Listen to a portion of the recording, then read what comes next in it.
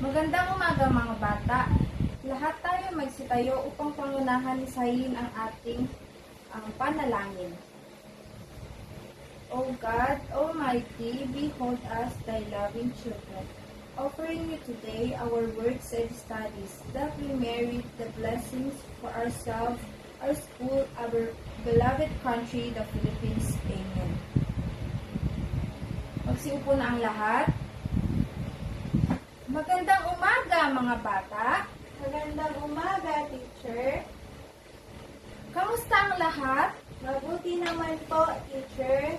Wow! Mukhang ayos ngayon ang mga bata.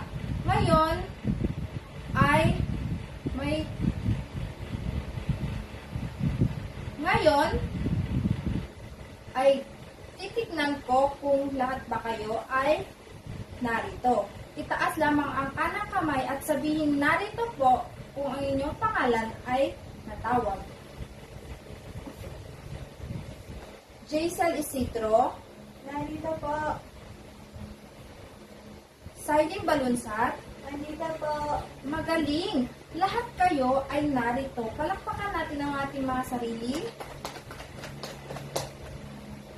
Ngayon mga bata, may inihanda si teacher na insentibong card. Ang unang pangkat ay magmumula rito hanggang sa dulo at ang pangalawang pangkat naman ay magsisimula rito hanggang sa tulo. Ngayon, ang larong ito ay tinatawag na punuin mo ako. Ang bawat puntos na ilalagay natin dito ay manggagaling sa inyong mga partisipasyon. Maliwanag ba mga bata? Opo, teacher. Ngayon, magbabalik-aral tayo. Sino sa inyo ang nakakaalam ng ating tinalakay kahapon?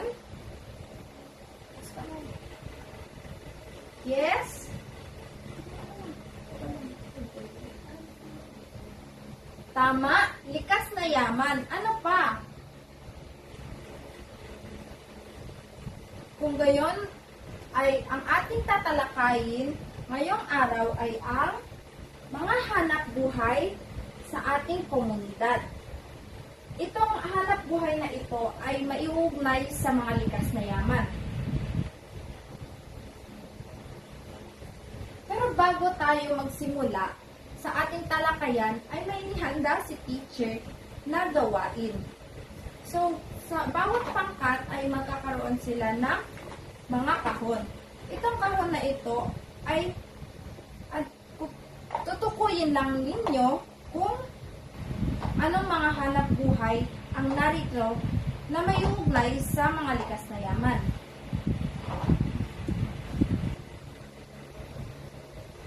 Magsimula na ang lahat. Ano nga ulit ang ating panuntunan sa loob ng klase?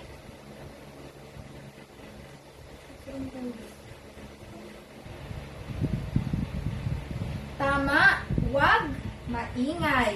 Ano pa? Yes?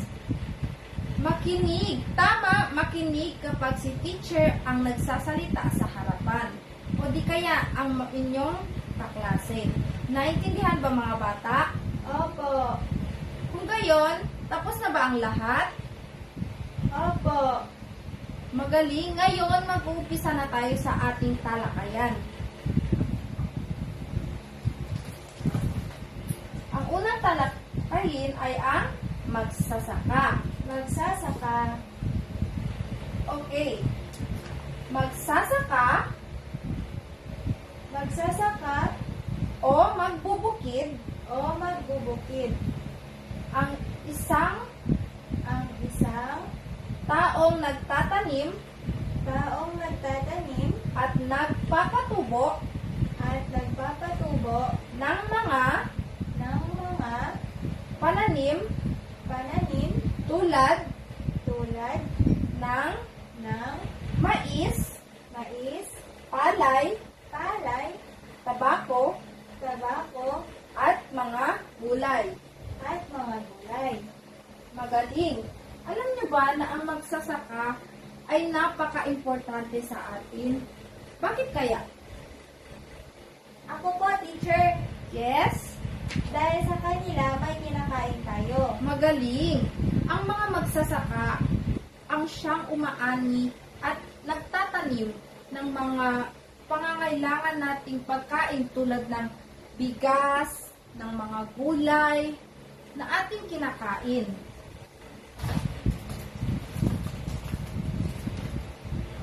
Ngayon naman ay ang magsasaka.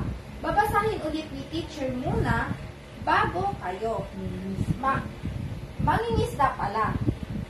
Mangingisda. Mangingisda.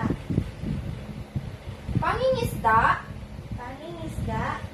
ang Ang isa isa sa mga sa mga pangunahing pangunahing hanapbuhay hanapbuhay sa sa komunidad komunidad na malapit sa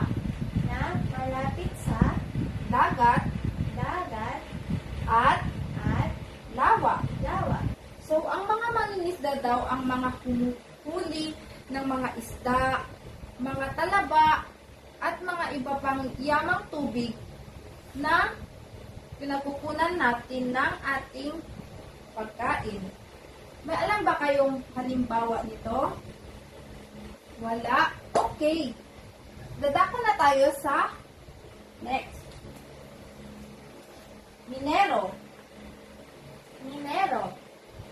Ang mga minero minero ang ang siyang siyang kumukolekta kumokolekta ng ng mga ginto, mga ginto, pilak, pilak, at iba pa. at iba pa.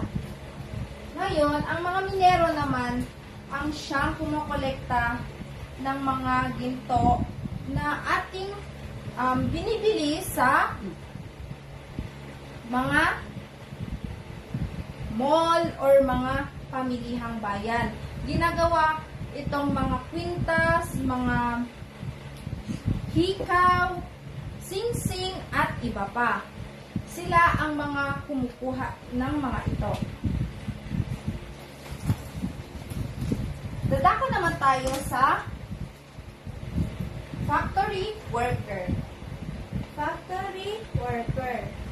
Isa ito Isa ito sa sa hanap buhay hanapbuhay sa sa komunidad komunidad na na gumagawa gumagawa ng ng mga mga produkto produkto na na nanggagaling sa nanggagaling sa ating ating likas na likas na yaman yaman tulad ng tulad ng isda isda na ginagawang na ginagawang sardinas. sardinas. Ngayon mga bata, alam niyo ba dito sa ating komunidad o ang Zamboanga ay isa sa mga pangunahing hanap buhay ay ang pangingisda. Dahil nga sa malapit tayo sa dagat ay ang mga tao rito ay ang pangunahing trabaho nga nila ay ang pangingisda.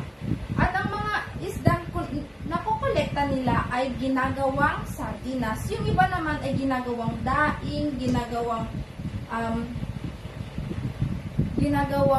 mga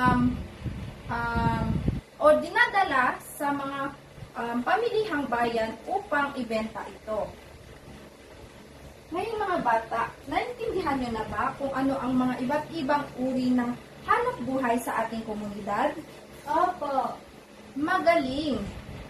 Ngayon, may inihanda si teacher na gawain.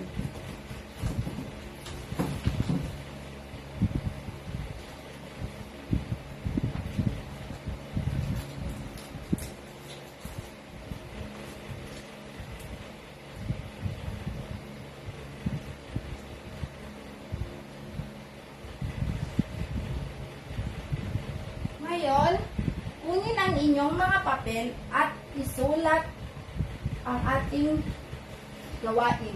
Ngunit, babasahin muna ni teacher ang panuto, magtala Magtala ng limang ng limang produkto produkto na makikita na makikita ninyo ninyo sa inyong sa inyong komunidad komunidad na may ugnay may ugnay sa sa likas na yaman. likas na yaman. Ngayon, mga bata, tapos na ba ang lahat? Opo. Magaling. Ngayon, magbibilang lamang si teacher ng limang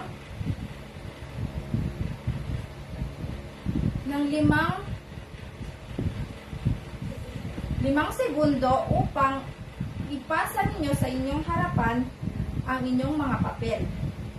1, 2, 3, 4, 5. Wala na bang mga papel, mga bata? Wala na po. Okay. Dahil nagawa ninyo ang ating aktibidad, ay magbibigay si teacher ng clap. Ang clap na ito ay tinatawag na Dragon Ball Clap. Alam niyo ba yun, mga bata? Hindi po. Okay, magsitayo ang lahat. Dahil hindi nyo pa alam, gagawin muna ni teacher bago kayo. Una, 1, 2, 3. 1, 2, 3. Hame, hame, good job. Ngayon, kayo naman. 1, 2, 3. 1, 2, 3. Hame, hame, good job. Palakpakan natin ang ating mga sarili. Ngayon, dahil nagawa ninyo ang ating clap, ay may puntos kayong lahat.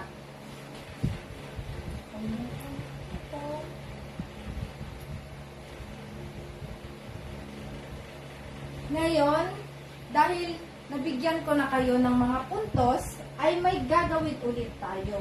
Ang inyong gagawin ay isulat ito sa inyong mga kwaderno at ito ang magsisilbing takdang aralin na ating sasagutan bukas. Tapos na ba ang lahat, mga bata? Tapos na po. Magaling. Ngayon ay bibilangin natin ang ating mga puntos. Sa unang pangkat, bibilangin natin, okay? 1, 2, 3, 4, 5. Ang unang pangkat ay nakakuha ng 5 puntos. Sa pangalawang pangkat naman, 1, 2, 3, 4, 5, 6. Ang pangalawang pangkat naman ay nakakuha ng 6. So, sa tingin ninyo, sino ang nanalo sa larong ito? Ang pangkat pangalawa. Magaling, ang pangkat pangalawa ang nanalo. Dahil dyan, ang pangkat pangalawa ang makakakuha ng premyo. Ngunit, huwag mag-alala ang pangkat una dahil makakakuha rin kayo ng inyong premyo. Ngayon, mga bata, magsitayo na ang lahat. Maraming salamat sa inyong lahat dahil nakinig kayo. Sana may natutunan kayo at nag-enjoy kayo sa ating talakayan ngayong araw. Maraming salamat!